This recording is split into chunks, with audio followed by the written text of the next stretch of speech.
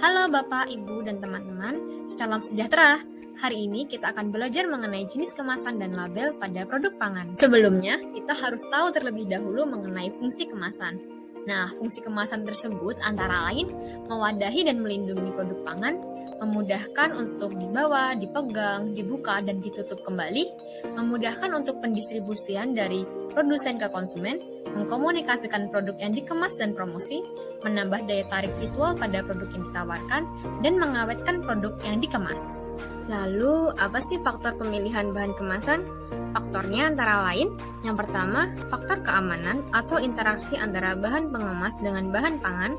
Yang kedua, faktor perlindungan atau interaksi antara bahan pangan dengan lingkungan luar. Yang ketiga, ada faktor harga. Dan yang keempat, faktor kemudahan penanganan sesudah digunakan dan lingkungan.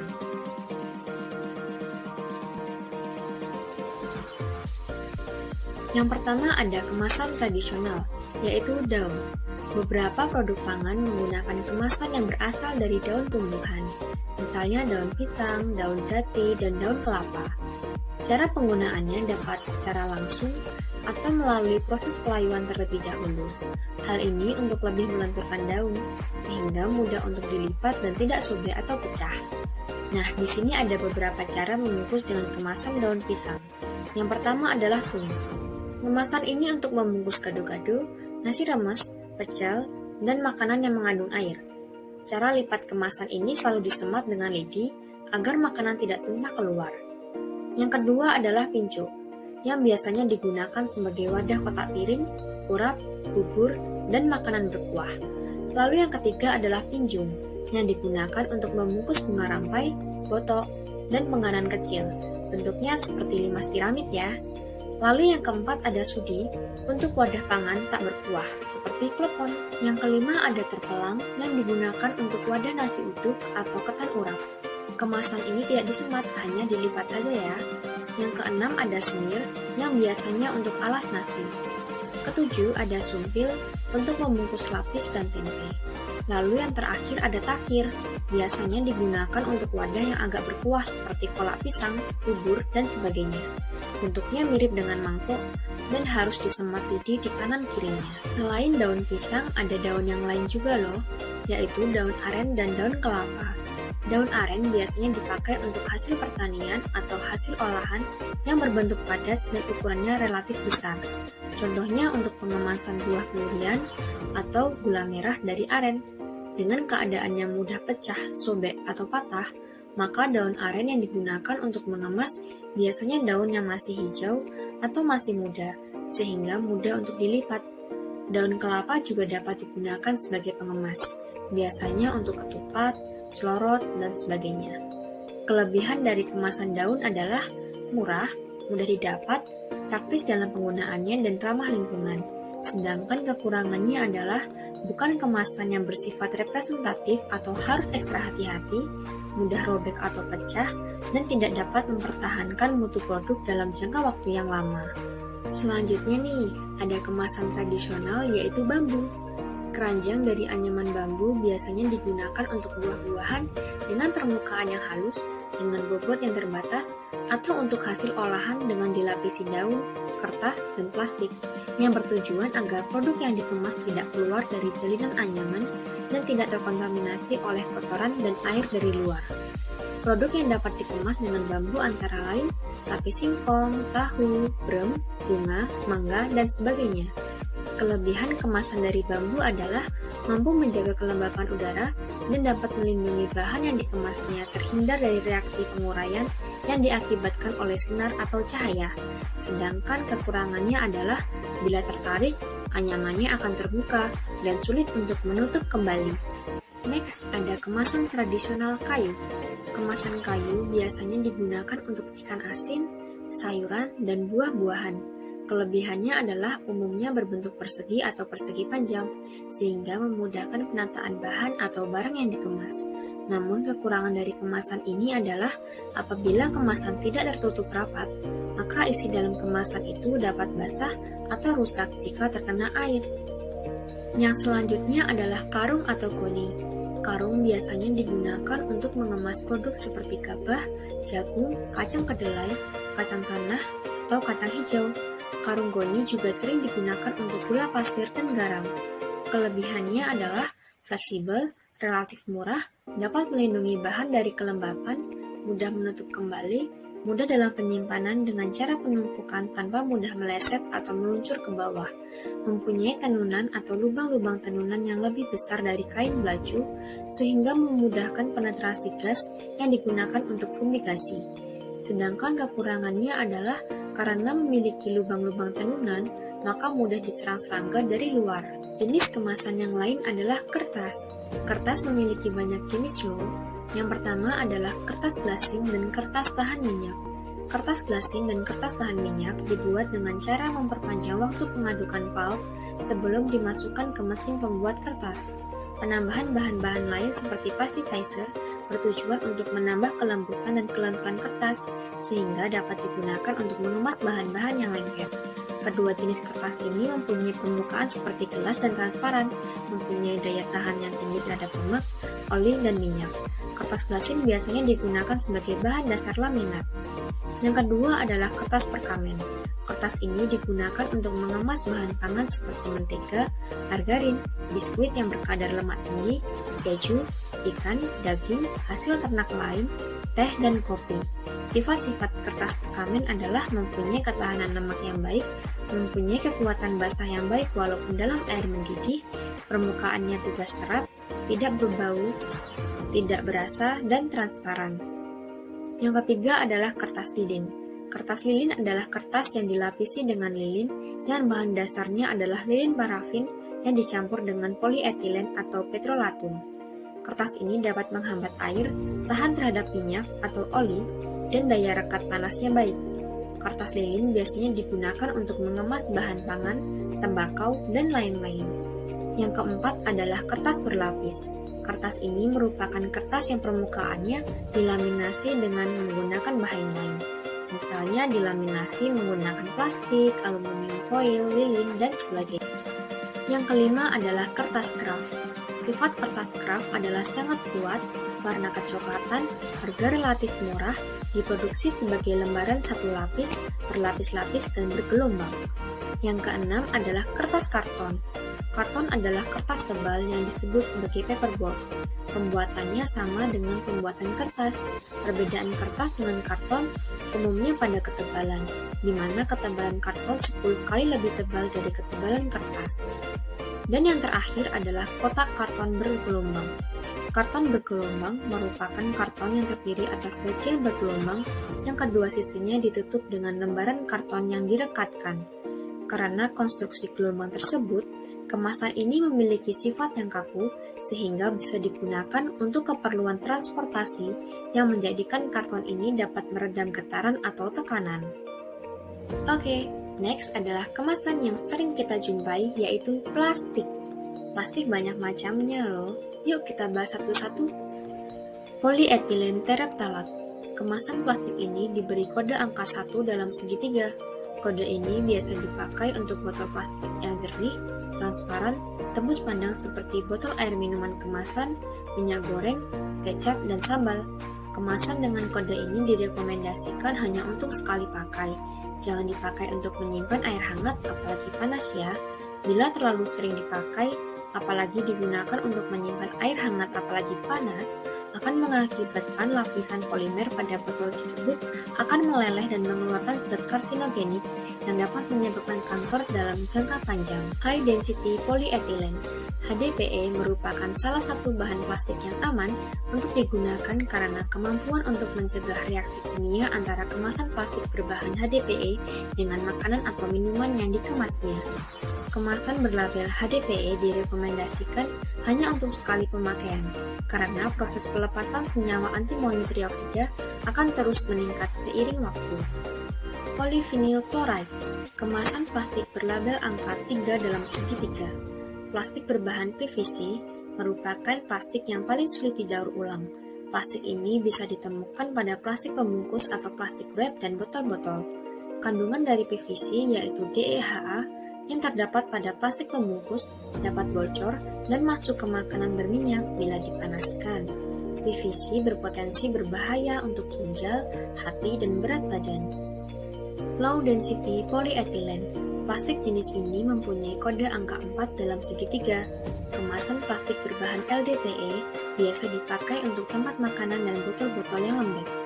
Barang-barang dengan kode ini dapat didaur ulang dan baik untuk barang-barang yang memerlukan fleksibilitas tetapi kuat. Barang ini bisa dibilang tidak dapat dihancurkan, tetapi tetap baik untuk tempat makanan. Polypropylene. Kemasan ini berlabel angka 5 dalam segitiga. Kemasan berbahan PP adalah pilihan terbaik untuk bahan plastik, terutama sebagai tempat makanan dan minuman termasuk botol minum untuk bayi. Karakteristik kemasan plastik dari bahan polipropilen adalah transparan yang tidak jernih atau berawan, tapi tembus cahaya, serta tahan terhadap bahan kimia, panas, dan minyak. Polistiren. Kemasan ini berlabel angka 6 dalam segitiga dan biasa dipakai sebagai bahan tempat makan styrofoam, tempat minum sekali pakai, dan lain-lain. Bahan polistiren bisa membocorkan bahan stirin ke dalam makanan ketika makanan tersebut bersentuhan. Bahan stirin berbahaya untuk otak dan sistem saraf. Bahan ini harus dihindari dan banyak negara bagian di Amerika sudah melarang pemakaian tempat makanan berbahan styrofoam. Terakhir adalah other. Kemasan ini berlabel angka 7 dalam segitiga. Kemasan plastik ini biasanya terbuat dari stirin akrilonitril, akrilonitril butadiene stirin, polikarbonat, dan nilon. Dapat ditemukan pada tempat makanan dan minuman seperti botol minum olahraga, suku cadang mobil, alat-alat rumah tangga, komputer, alat-alat elektronik, dan plastik kemasan. SAN dan ABS memiliki resistensi yang tinggi terhadap reaksi kimia dan suhu, kekuatan, kekakuan, dan tingkat kekerasan yang telah ditingkatkan. Biasanya terdapat pada mangkok mixer, pembungkus termos, piring, alat makan, penyaring kopi, dan sikat gigi. Sedangkan ABS biasanya digunakan sebagai bahan mainan Lego dan pipa. Polikarbonat dapat ditemukan pada botol susu bayi, gelas anabatita, dan kaleng kemasan makanan dan minuman. SAN dan ABS dapat digunakan untuk tempat makanan. PC dapat mengeluarkan bahan utamanya yaitu bisphenol A ke dalam makanan dan minuman yang berpotensi merusak sistem hormon, kromosom pada ovarium, penurunan produksi sperma, dan mengubah fungsi imunitas, sehingga dianjurkan tidak digunakan untuk tempat makanan ataupun minuman. Lanjut, ada kemasan styrofoam. Kemasan styrofoam atau polystyrene foam dipilih karena mampu mempertahankan pangan yang panas atau dingin, tetap nyaman dipegang, mempertahankan kesegaran dan keutuhan pangan yang dikemas, ringan, dan inert terhadap keasaman pangan. Karena kelebihannya tersebut, kemasan polystyrene foam digunakan untuk mengemas bahan siap saji, segar, maupun yang memerlukan proses lebih lanjut. Banyak restoran siap saji menyuguhkan hidangannya dengan menggunakan kemasan ini. Begitu pula dengan produk-produk pangan seperti mie instan, bubur ayam, bakso, kopi, dan yogurt. Next, ada kemasan aluminium foil. Aluminium foil lebih ringan daripada baja, mudah dibentuk, tidak berasa, tidak berbau, tidak beracun, dapat menahan masuknya gas, mempunyai konduktivitas panas yang baik, dan dapat didaur ulang. Aluminium foil adalah bahan kemasan berupa lembaran logam aluminium yang padat dan tipis dengan ketebalan kurang dari 0,15 mm. Sifat-sifat dari aluminium foil adalah hermetis, fleksibel, tidak tembus cahaya sehingga dapat digunakan untuk mengemas bahan-bahan yang berlemak, dan bahan-bahan yang peka terhadap cahaya seperti margarin dan yogurt. Aluminium foil banyak digunakan sebagai bahan pelapis atau lamin. Kemasan yang terakhir adalah gelas atau kaca. Kelebihan kemasan gelas adalah kedap terhadap air, gas, bau, dan mikroorganisme, inert dan tidak dapat bereaksi atau bermigrasi ke dalam bahan pangan, sesuai untuk produk yang mengalami pemanasan dan penumpukan secara hermetis, dapat didaur ulang dan dapat ditutup kembali setelah dibuka, transparan sehingga isinya dapat diperlihatkan dan dapat dihias, dapat dibentuk menjadi berbagai bentuk dan warna, memberikan nilai tambah bagi produk, rigid atau kaku, kuat, dan dapat ditumpuk tanpa mengalami kerusakan. Kelemahannya adalah berat, sehingga biaya transportasinya mahal, mudah pecah, memiliki thermal shock yang rendah, dimensinya bervariasi, berpotensi menimbulkan bahaya yaitu pecahan kaca. Setelah mengetahui jenisnya, kita perlu tahu nih tentang keamanan kemasan pangan. Plastik. Kemasan plastik memiliki beberapa keunggulan karena sifatnya kuat tetapi ringan, inert, tidak berkarat dan bersifat termoplastik, serta dapat diberi warna. Aspek negatif kemasan plastik adalah bila monomer-monomer bermigrasi ke dalam bahan makanan yang dikemas, yang merupakan bagian yang berbahaya bagi manusia karena bersifat karsinogenik atau menyebabkan kanker, sehingga makanan yang dikonsumsi tidak memenuhi kaidah keamanan pangan. Jenis plastik tertentu, misalnya PE, PP, PVC, tidak tahan panas, berpotensi melepas melepaskan migran berbahaya yang berasal dari sisa monomer dari polimer. Selain itu, plastik merupakan bahan yang sulit terbiodegradasi sehingga dapat mencemari lingkungan. Kertas, bahan berbahaya yang ada dalam kertas yang dapat bermigrasi ke dalam pangan antara lain adalah tinta dan klor. Kertas bertinta seharusnya tidak digunakan untuk membungkus bahan pangan secara langsung. Kaca atau gelas dan porselen merupakan kemasan yang paling tahan terhadap air, gas ataupun asam, atau memiliki sifat inert. Kemasan kaca juga dapat diberi warna, banyak digunakan untuk produk minuman yang memiliki sifat-sifat tertentu, sehingga dapat menyaring cahaya yang masuk ke dalam kemasan kaca. Jenis kemasan ini dianggap kemasan yang paling aman untuk produk pangan. Selanjutnya, kita belajar tentang aplikasi kemasan pada produk pangan. Yang pertama, pada produk buah, sayur, dan olahannya. Buah merupakan produk yang mengandung kadar air tinggi, sehingga mudah mengalami kerusakan. Oleh sebab itu, diperlukan kemasan yang dapat meminimalkan kerusakan buah yang diakibatkan oleh mikrobiologis, mekanis, fisik, dan sebagainya. Jenis kemasan yang sering kita lihat adalah kemasan plastik dengan lubang-lubang ventilasi, gabungan antara kotak styrofoam dan plastik wrap, kantung plastik berjaring, net, dan kantung kertas. Biasanya, jenis plastik yang digunakan adalah plastik PS atau polistiren. Keuntungan dari kemasan ini adalah kemudahan dalam mengeluarkan isi dan biayanya yang murah. Kemasan ini biasa digunakan pada komoditi yang memiliki laju respirasi tinggi. Selanjutnya, untuk produk olahan sayur dan buah yang berbentuk semi padat dapat menggunakan kemasan berbahan gelas, kemasan kertas laminasi plastik, dan aluminium foil. Kemasan gelas pada selai dan pickles sangat tepat untuk jenis produk ini karena gelas memiliki sifat-sifat transparan, inert, tahan terhadap kerusakan, kuat, dan kedap udara. Kelemahannya adalah mudah pecah dan kurang baik digunakan untuk produk-produk yang peka terhadap cahaya. Kemasan plastik lentur juga dapat diaplikasikan pada produk selai. Bagian belakang produk yang transparan dapat memperlihatkan warna asli dan tekstur dari produk. Kelebihan dari kemasan ini adalah mudah untuk dibawa, fleksibel, dan dapat digantung sehingga tidak membutuhkan banyak tempat untuk penyimpanannya. Sedangkan, kelemahan kemasan ini adalah hanya digunakan untuk daya tampung yang tidak terlalu banyak dan untuk waktu yang tidak terlalu lama. Untuk koktail buah, menggunakan kemasan logam yang memiliki pembuka kaleng pada bagian atas agar memudahkan konsumen untuk membukanya. Permukaan atas dilapisi oleh kemasan sekunder, yaitu tutup plastik yang menjaga kebersihan dari bagian atas kaleng. Kemasan ini sangat tepat digunakan karena pada pengolahan produk ini diperlukan sterilisasi dan exhausting yang dilakukan pada kemasan pada suhu yang sangat tinggi. Kemasan botol kaca atau gelas juga dapat digunakan karena dapat mencegah terjadinya proses evaporasi, kontaminasi bau, dan flavor. Kemasan buah juga dapat memanfaatkan kemasan berbahan kayu untuk produk yang bersifat curah dan berat serta masih mengalami respirasi yang tinggi. Selanjutnya adalah kemasan untuk ikan dan olahannya. Kemasan untuk ikan bisa menggunakan plastik selopan yang mempunyai permeabilitas tinggi. Hal ini bertujuan untuk memberikan penampakan daging ikan yang cerah.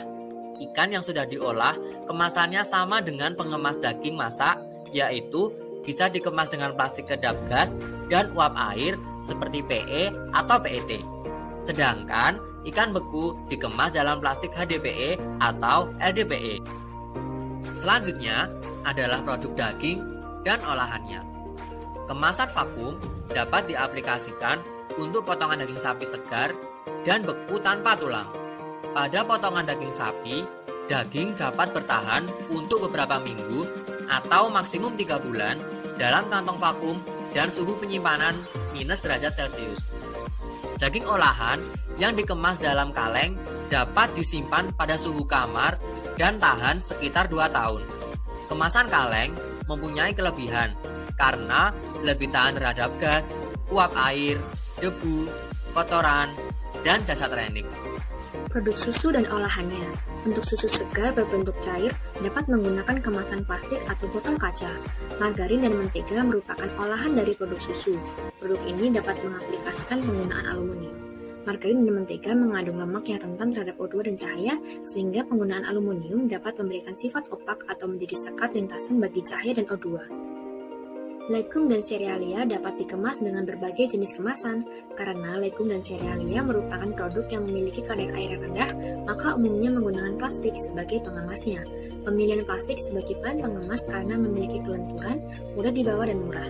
Kemasan aluminium foil berbentuk kantung juga dapat digunakan. Aluminium foil ini berguna untuk mencegah air masuk ke dalam produk dan mencegah gas lain masuk ke dalamnya.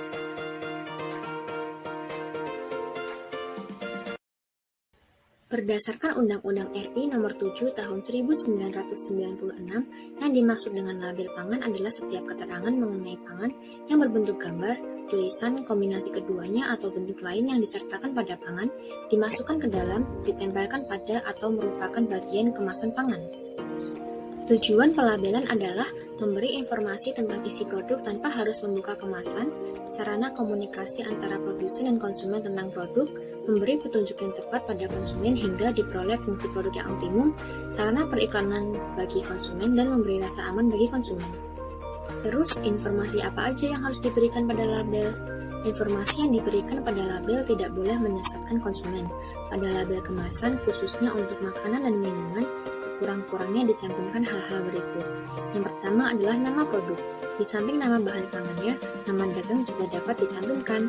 Yang kedua, daftar bahan yang digunakan.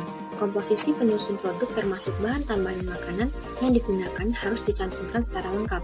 Urutannya dimulai dari yang terbanyak kecuali untuk vitamin dan mineral. Yang ketiga adalah berat bersih atau isi bersih. Berat bersih dinyatakan dalam satuan metrik. Untuk makanan padat dinyatakan dengan satuan berat, sedangkan makanan cair dengan satuan volume. Yang keempat adalah nama dan alamat pihak yang memproduksi. Label harus mencantumkan nama dan alamat pabrik pembuat. Yang kelima, keterangan tentang halal.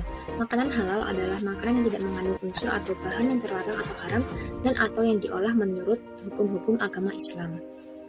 Lalu yang keenam adalah tanggal, bulan, dan tahun kedaluarsa. Beberapa jenis produk yang tidak memerlukan pencantuman tanggal kedaluarsa adalah sayur dan buah segar, minuman beralkohol, cuka, gula, bahan tambahan makanan dengan umur simpan lebih dari 18 bulan, roti dan kue dengan umur simpan kurang atau sama dengan 24 jam.